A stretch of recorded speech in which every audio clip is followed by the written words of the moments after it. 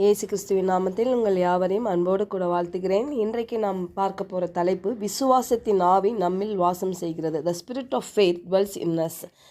2 கொரிந்தியர் 4:13. விசுவாசித்தேன் ஆகையால் பேசினேன் என்று எழுதியிருக்கிறபடி நாங்களும் அந்த விசுவாசத்தின் ஆவியை உடையவர்களாய் இருந்து விசுவாசிக்கிறபடியால் பேசுகிறோம். பாருங்க, பாவம் இந்த உலகத்தில் வந்த பொழுது எல்லாம் சீர்குலைந்தது. ஆனால் கர்த்தர் பாருங்க, ரட்சிப்பின் போது நம்மை என்ன பண்ணுறாரு, ஒரு விசுவாச அளவை நமக்கு கொடுக்கிறார் என்று வேதம் சொல்லுகிறது. இல்லை, அந்த விசுவாசத்தை அவ தான் தரார் பாருங்க. இங்கே அழகாக சொல்லுது 2 கொரிந்தியர் 4:13. விசுவாசத்தின் ஆவி நம்மில் வாசம் செய்கிறது. ஹல்லேலூயா. நான்லாம் ஒரு டைமில் நினைத்தது உண்டு, விசுவாசம் நான் தான் யோசிக்கிறேன், நான் தான் அதை உண்டு பண்ணுகிறேன், நான் தான் அதை செயல்படுத்தணும் அப்படின்றது நான் ரொம்ப நினைத்த நாட்கள் உண்டு. ஆனால் கர்த்தருடைய வார்த்தை வெளிப்படும் பொழுது, சத்தியம் நம்ம அறியும் பொழுது என்ன ஆகுது, சத்தியம் நம்மளை விடுதலை ஆக்குகிறது. ஹல்லேலூயா.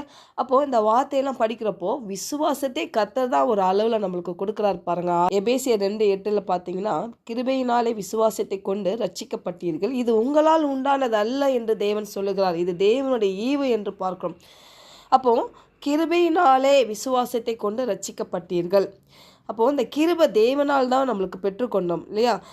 அப்போது இந்த விசுவாசம் பாருங்கள், அதுதான் தேவனால் உண்டாயிற்று என்று சில பேர் இந்த வசனத்தை குறித்து சொல்லுகிறார்கள்.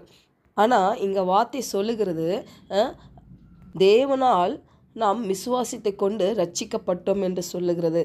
அப்போது விசுவாசம் என்கிறது ஒவ்வொரு மனுஷனுக்குள்ளும் ஒரு விதையை போல தேவன் வைத்திருக்கிறார் பாருங்கள். அப்போது விசுவாசம் நம்ம பெருசாக உற்பத்தி பண்ணலை, நம்மளால் அது உண்டானதல்ல, அது தேவன் நம்மளுக்கு கொடுத்த ஒரு ஈவாக இருக்குது. என்றைக்கு ரட்சிக்கப்பட்டோமோ அன்றைக்கே நம்மளுக்கு பரிசுத்த ஆவியான நம்முடைய ஆலயமாய் நம்ம சரீரத்தில் இருக்கிறார் இல்லையா? அவருடைய ஆவி நம்மில் தங்கி இருக்கிறது. அப்போது அந்த பரிசுத்த ஆவியானவர் தான் நம்மளுக்கு ஒரு விசுவாசத்தின் அளவை வைக்கிறார்ப்பாங்க. எபிரேயர் 11:1 பார்க்கணும்ல, விசுவாசமானது நம்பப்படுகிறவைகளின் உறுதியும் காணப்படாதவைகளும் நிச்சயமாக இருக்கிறது. பாருங்கள், மனிதர்களாகிய நாம் இந்த 5 உணர்வுகளை வைத்து தான் நம்ம என்ன பண்ணோம், நம்புகிறோம் சில காரியங்கள் இல்லை. இதுதான் மாம்சத்துக்குரிய மனிதன் பாருங்கள். ஆனால் ஆதியில் தேவன் ஆதாமை உருவாக்கும் பொழுது பாருங்கள், அவர் மூச்சு காற்றினால மனிதனை அந்த சுவாசத்தை கொடுத்து மனிதனுக்கு ஒரு உயிரை கொடுக்கிறார். அப்போது முதலாவது ஆவி தான் ஒரு மனிதனுக்கு இயங்குது பாருங்கள். அன்றைக்கு ஆதாமுக்கு அதுதான் இயங்கப்பட்டது. ஃபஸ்ட்டு அவன் ஆவி சத்தத்தை கேட்டு தான் அவன் ஆத்மாவையும் அவன் சரீரத்தையும் அவன் இயக்கியிருப்பான் பாருங்க. அதனால்தான் தேவன் இந்த மிருகத்துக்கு பறவைகளுக்கெல்லாம் பேர் வைக்கும் பொழுது அவன் சிறப்பாய் வைத்தான் பாருங்க. எப்படின்னா, அந்த தேவகரமான அந்த ஆவி, தேவகரமான அந்த பாருங்க, அந்த ஞானம் அவனுக்குள்ளாக, அந்த ஆவிக்குரிய மனிதனுக்குள்ளாக தேவன் வைத்திருக்கிறார். அப்போ ஒரு மனிதன் தேவனுக்குள்ளாக புதிதாக பிறப்பானால் பாருங்க, தேவன் பரிசுத்த ஆவியானவர் அந்த ஆவியை அவனுடைய சரீரத்தில் வைத்து என்ன பண்ணுறாருன்னா, அநேக சத்துவத்தினாலையும் ஞானத்தினாலையும் எப்படி விசுவாசிக்க வேண்டும் என்று கூட அவனுக்குள்ளாக வைத்திருக்கிறார் பாருங்க. அப்போது இந்த உலக மக்கள் கூட பாருங்கள் 5 உணர்வுகளை வைத்து நம்புவாங்க. அது யாருனாலும் நம்பலாம். ஆனால் தேவ பிள்ளைகளாகிய நாம் தரிசித்து நடவாமல் விசுவாசித்து நடக்க வேண்டும். அப்படின்னா எது காணப்படலையோ அதை நம்ம நிச்சயமாய் விசுவாசிக்கிறது தான் விசுவாசம் பாருங்க. விசுவாசம் என்பது இந்த இயற்கை உலகத்தில் இருக்கிற எல்லாம் ஆவிக்குரியவைகளின் கட்டுப்பாட்டில் இயங்கி கொண்டு வருகிறது. அதுதான் விசுவாசத்தின் ஒரு அஸ்திபாரமாக இருக்குது பாருங்க. அப்போ தேவனுடைய வார்த்தையை கொண்டு தான் இந்த காணப்படுகிற உலகத்திலே மாற்றங்களை ஏற்படுத்த முடியும். நாம் வாழ்க்கையிலே மாற்றத்தை ஏற்படுத்த முடியும். ஹல்லேலூயா. அப்போ வார்த்தை இந்த இயற்கை உலகத்தை சேர்ந்தது ஒன்றல்ல, ஆதியிலே வார்த்தை இருந்தது என்று வேதம் நம்மளுக்கு சொல்லுகிறது. அப்போ அந்த வார்த்தை தான் எல்லாத்தையும் உண்டாக்கினது பாருங்க. இன்றைக்கும் அதே தேவனுடைய வார்த்தை வல்லமை இழக்காமல் இன்றும் அதே வல்லமை நமக்கு கொடுக்கிறது. ஹல்லேலூயா. ஏன்னா அந்த வார்த்தை தான் பாருங்கள் நித்தியமானதாக இருக்குது பாருங்கள். தேவன் எப்படியோ அப்படி தான் அவருடைய வார்த்தையும் இருக்குது. நான் அநேக வெளில என்னுடைய டெஸ்டிமனி நான் சொல்லியிருப்பேன் பாருங்கள். நான் இந்த ஊழியத்துக்கெலாம் வருவதுக்கு முன்னாடி கற்றுட்ட நான் கேட்ட ஒரு காரியம், நான் நிறைய வாட்டி நான் சொப்பனத்தில் ஆண்டவரே எனக்கு காட்டுங்கன்னு சொல்லி கேட்பேன். அப்போ நான் ஒரு விடாப்பூடியாக ஒரு காரியம் அவர்கிட்ட கேட்டேன், ஆண்டவரே நான் உங்களை பார்க்கணும், ஆண்டவரே எனக்கு காட்டுங்க, சொப்பனத்தில் உங்களுடைய முகத்தை எனக்கு காட்டுங்க, நீங்கள் எனக்கு பிரதிச்சயமாக எனக்கு காட்டி தான் ஆகணும்னு சொல்லி அவ்வளோ வைராக்கியமாக ஜெபித்த நாட்கள் நாட்கள் உண்டு. அப்போது ஒரு நாள் கர்த்தர் எனக்கு அந்த யோவான் 1:1 வார்த்தையின் மூலியமாய் அப்படியே தூக்கத்தில் நான் பேசுகிறேன் பாருங்கள். சில அடையாளங்களோடு நான் கேட்டேன். அதே அடையாளங்கள் மூலியமாக கர்த்தர் எனக்கு வெளிப்படுத்தினார் பாருங்கள். அப்போ அவர் சொன்ன ஒரு காரியம் என்ன பார்க்கணுன்னா, என் வார்த்தையை பாரு, தேவனுடைய வார்த்தையை பாரு, என் வேதாகமத்தில் இருக்க அந்த வசனத்தை பாரு, அது பார்த்தினாலே நீ என்ன பார்த்த மாதிரி என்று என்னை சொன்னார் பாருங்கள். அதுக்கப்புறம் தான் பாருங்கள் இந்த மெடிடேஷன்ஸ்லாம் நான் ஆரம்பித்தேன். அப்போ தேவனுடைய வார்த்தை, அந்த வார்த்தையை நான் மெடிடேட் பண்ண என்னுடைய சரீரத்தில் இருந்த பலவீனங்கள் பாருங்கள், என்னென்ன காரியத்தில் நான் மெடிடேஷன் எடுத்துகிட்டு இருந்தனோ அதெல்லாம் பரிபூரணமான சுகத்தை தேவன் அற்புதமாக எனக்கு கொடுத்தாரு பாருங்கள். டாக்டர்லாம் சொன்னாங்க இது ஜெனட்டிக்கலாக இருக்கும், அதனால் இதெல்லாம் நீங்கள் கண்டினியூ பண்ணணும் அப்படி இப்படின்னு சொன்னாங்க. ஆனால் பாருங்கள், நான் அந்த வார்த்தை எனக்கு இருதயத்துக்குள்ளே போல அவங்க சொல்கிறப்பெல்லாம் எனக்குள்ளாக ஒரு காரியம் தோன்றுது, என் தேவனால் கூடாத காரியம் ஒன்றுமே இல்லை.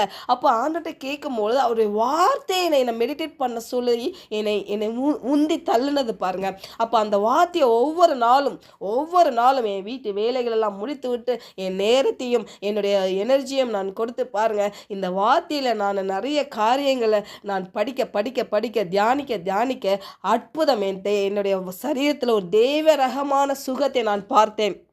இன்றைக்கு நான் ஜீவனோட இந்த சத்தியத்தெல்லாம் நான் சொல்கிறேன்னா கர்த்தருடைய சுத்தமான கிருபை தான் என்னால் சொல்ல முடியும் பாருங்கள்.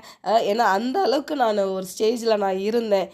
ஆனால் கர்த்தர் அற்புதமாய் அவர் வார்த்தை தான் எனக்கு குணப்படுத்தினது என்னால் நிச்சயமாய் சொல்ல முடியும். ஏன்னா அன்றைக்கு நான் ஒரு காரியம் விசுவாசித்தேன். வார்த்தை சொல்லுத விசுவாசமானது நம்பப்படுகிறவைகளின் உறுதியும் காணப்படாதவைகளின் நிச்சயமாக இருக்குது என்று சொல்லுகிறது.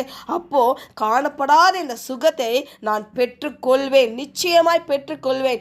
ஏன்னா என் தேவாதி தேவன், ராஜாதி ராஜா, நேற்றும் இன்றும் என்றும் மாறாத தேவன், வானமும் பூமியும் ஒளிந்து போனாலும் அவருடைய வார்த்தை என்றும் ஒழியாது சொன்ன அந்த தேவன், அவருடைய வார்த்தையை நான் கண்டிப்பாக நம்புகிறேன் என்று சொல்லி அவர் வார்த்தையை நான் நேரத்தை செலவு பண்ண என் சரீரத்தில் இருந்த அந்த பலவீனம் மறைந்து இப்போ டோட்டலாகவே கம்ப்ளீட்டாக ஐ எம் ஹீல்டு என்று சொல்லுறேன் சாட்சியாக. ஹல்லேலூயா. பாருங்கள், இப்படி ஒரு தேவரகமான ஒரு சுகத்தை பெற்று கொண்டதுக்கப்புறம் எப்படி அதை சொல்லாமல் இருக்க முடியும் இல்லை? எவ்வளோ பெரிய அற்புதம் என் வாழ்க்கையில் தெரியுமா? ஆனால் இதை நான் சாட்சியாக நான் சொல்கிறேன் பாருங்கள். அப்போது இந்த விசுவாசத்தின் ஆவியை உடையவர்களாக நம்ம இருக்கிறோம். ஹல்லேலூயா. அப்போது நீங்கள் உங்களுக்குள்ளாக எனக்கு விசுவாசம் குறைவாக இருக்குது, எனக்கு விசுவாசமே இல்லை, என் விசுவாசம் எனக்கு குழப்பமாக இருக்குது, உங்களுக்கு அப்படியா கேள்விகளை இருந்துச்சுன்னா இன்றைக்கி விட்டு கொடுங்க பரிசுத்த ஆவியானவர்கிட்ட. பாருங்கள், உங்களுக்கு உதவி செய்கிறதுக்கு ஒரு பரிசுத்த ஆவியானவரை தவிர வேறு யாருமே சரியான கைடு என்னால் சொல்லவே முடியாது பாருங்கள். ஏன்னா அவருக்கு மட்டும்தான் தெரியும் நீங்கள் எந்த நிலையில் இருக்கிறீங்க, நீங்கள் எந்த சூழ்நிலையில் நீங்கள் இருக்கிறீங்க, உங்களை எப்படி விடுவிக்கணும், எப்படிலாம் செய்யணும்னு சொல்லி அவர் பெரிய திட்டம், அவருடைய திட்டம்லாம் மனுஷன் புத்திக்கு எட்டாது. அதனால் அவருடைய வார்த்தையை நீங்கள் அப்படியே விசுவாசிக்கலாம் பாருங்கள். ஏன்னா அந்த விசுவாசத்தின் ஆவி உங்களுக்குள்ளே வாசம் செய்கிறது. ஹல்லேலூயா. ஜெபிக்கலாம். பரலோக தகப்பனே, இந்த காலை வேளையில் எங்களோடு நீர் இடைப்பட்டதுக்காக உமக்கு நன்றி ஆண்டவரே. இந்த விசுவாசத்தின் ஆவி எங்களில் வாசம் செய்கிறது என்று நாங்கள் முழுமையாய் விசுவாசிக்கிறோம் ஆண்டவரே. அதனால தான்ப்பா நாங்கள் விசுவாசிக்கிறோம் உங்கள் வார்த்தையை ஆண்டவரே. உங்கள் வார்த்தை சொல்லுவதெல்லாம் 100க்கு 100 உண்மை என்று நான் நிச்சயமாய் நம்புகிறேன். ஒருவேளை என் சூழ்நிலையில் நான் பார்க்காம இருக்கலாம், என் புத்திக்கு அது எட்டாமல் இருக்கலாம், நம்புகிற மாதிரி ஒரு நிலை இல்லாமல் இருக்கலாம், ஆனாலும் நான் நம்புகிறேன் ஆண்டவரே. உங்கள் வார்த்தை சொல்லியிருக்கிறது ஆண்டவரே, விசுவாசமானது நம்பப்படுகிறவைகளின் உறுதியும் காணப்படாதவைகள் நிச்சயமாக இருக்குதுப்பா ஆண்டவரே. நான் அப்படியே விசுவாசிக்கிறேன். என் சூழ்நிலைகள் எதிர்மறையாக இருந்தாலும் உங்கள் வாக்கு தத்தம் என் சூழ்நிலைக்கு என்ன சொல்லுதோ அதை அப்படியே நான் விசுவாசிக்கிறேன். அதை ஜெயத்தை பெற்றுக்கொள்ளுகிறேன். இயேசு நாமத்தில் ஜெபிக்கிறேன் நல்ல பிதாவே. ஆமென்.